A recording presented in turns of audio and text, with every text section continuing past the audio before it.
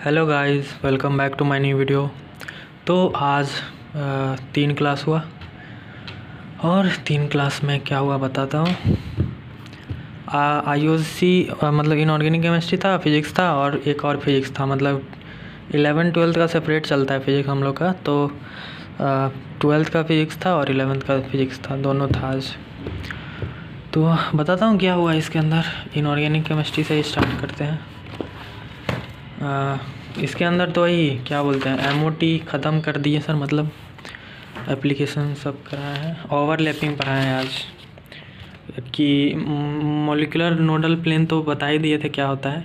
और ये क्या बोलते हैं, कॉम्बिनेशन ऑफ एटॉमिक ऑर्बिटल्स पढ़ाए हैं। SS ओवरलैपिंग, सिग्मा ओवरलैपिंग, फिर पाई एटॉमिक मॉलिक्यूलर ऑर्बिटल जो बनता है PP ऑर्बिटल से, मतलब PP और ओवरलैपिंग से, PD ओवरलैपिंग से, ये सब। तो यही सब पढ़ा है। SS ओवरलैपिंग, तो SS मतलब सिग्मा बॉन्ड बनाता है, मतलब ओवरलैप होके।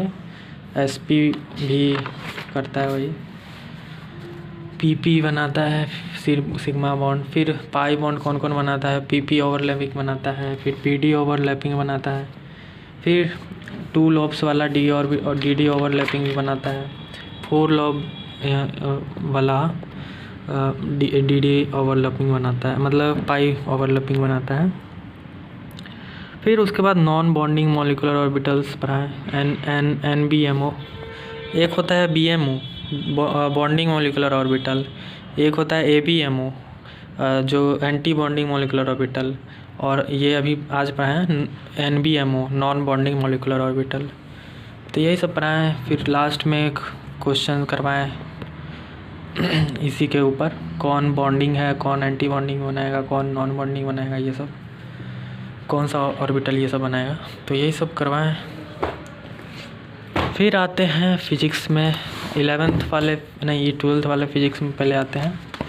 उस चीज़ के अंदर हम लोग का आज मतलब वो क्या बोलते हैं, रे ऑप्टिक्स के अंदर क्या बोलते हैं, वो चालू हो गया है,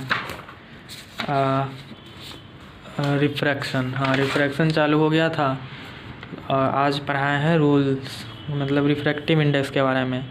तो पहले तो एब्सोल्यूट रिफ्रैक्टिव इंडेक्स पढ़ा दिए क्या होता है, फिर रिलेटिव पढ़ाएं, फिर काउची थ्योरम पढ़ाएं क्या होता है ये, फिर स्नेल्स लॉ का डेरिवेशन करवा दिए, और फिर लास्ट में क्या बोलते हैं, डेविएशन। स्नेल्स लॉ का यूजेस बताए हैं, उसके बाद जो डेविएशन काउंट पता करने में यूज़ होता है, फिर वही शैडो का लेंथ पता करने में, फिर शिफ्ट, ये मतलब पैरेलल स्लैब के अंदर जो लाइट रे हम लोग भेजते हैं तो वो शिफ्ट हो जाता है ना, तो कितना शिफ्ट होता है ये बताएं, इसका फार्मूला सब करवाएं, यही सब करवाएं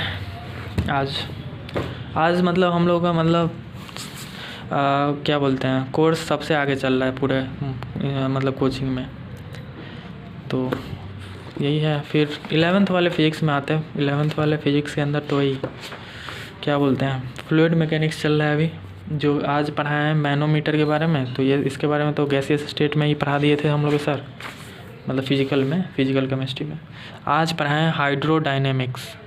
हाइड्रोडायनेमिक्स के अंदर बहुत सारे टर्म बताएं, स्टीडी फ्लो किसको बोलते हैं, यूनिफॉर्म फ्लो किसको बोलते हैं, स्ट्रीम लाइन के बारे में बताएं, फिर डिफिनीशन उसका लिखवाएं, लेमिनार और टर्बुलेंट फ्लो के बारे में बताएं। टर्बुलेंट फ्लो तो हालांकि मतलब सिलेबस से बाहर ही है, क्योंकि इसमें हद से बाहर मतलब मैथमेटिक्स लग जाएगा। लेमिनार फ्लो पढ़ाएं, मतलब है, मतलब क्या बोलते हैं सिलेबस में। फिर उसके बाद फ्लो रेट बताएं, volume flow rate, mass flow rate, ये सब। फिर इक्वेशन ऑफ कॉन्टीन्यूटी पढ़ाएं आज, उसके ऊपर बहुत सारा क्वेश्चन करवाएं क्या बोलते हैं। और एनर्जी ऑफ फ्लूइड बताएं। एनर्जी ऑफ फ्लूइड के अंदर वही एक न्यू एनर्जी आ जाता है काइनेटिक और पोटेंशियल के अलावा, जिसको प्रेशर एनर्जी बोलते हैं, और यही सब आ जाता है। हाँ, इतना ही पढ़ाया आज। फिर कल टेस्ट था संडे को, क्विज़।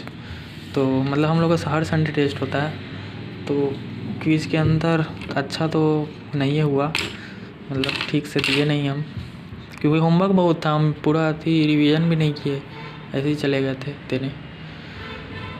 फिर आज मार्क्स आया है तो थोड़ा कम आया मार्क्स, तो उसी को इम्प्रूव करना है।